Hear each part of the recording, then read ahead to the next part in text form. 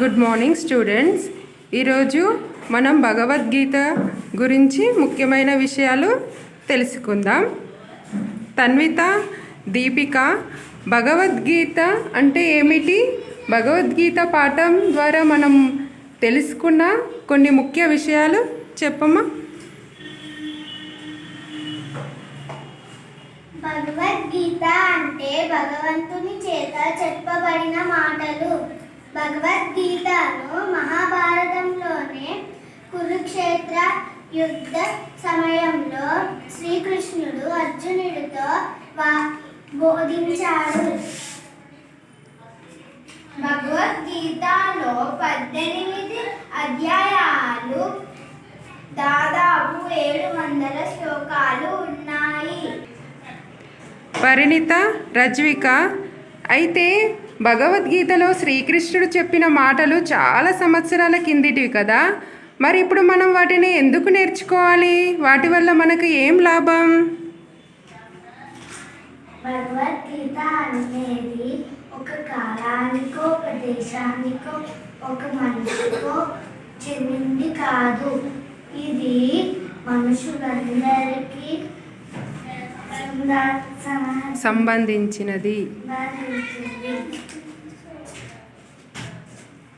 ఏ కాలానికి చెందిన వారైనా సరే, ఏ దేశానికి చెందిన వారైనా సరే భగవద్గీతను చదవవచ్చు. అందుకే మన భగవద్గీత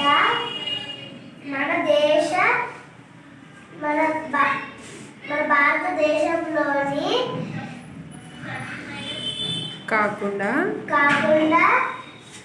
ప్రపంచంలోనే ప్రసిద్ధి పొందుతుంది. నివాంశిక, సారా, భగవద్గీత చదవడం వలన మనం ఇంకా ఏ విషయాలు నేర్చుకోవచ్చు చెప్పండి. భగవద్గీత చదవడం వలన మనకు ఏది మంచో ఏది చెడో తెలుస్తుంది. కష్టాలను ఎదుర్కొనే ధైర్యం వస్తుంది. నేను నాది అనే గర్వం, స్వార్థం పోతుంది. భగవద్గీత చదవడం వల్ల మనలో ఉన్న నిరాశ, బాధ పోయి మనసులో గొప్ప ప్రశాంతత కలుగుతుంది. మన జీవితం ఎంత విలువైనదో గ్రహిస్తాము.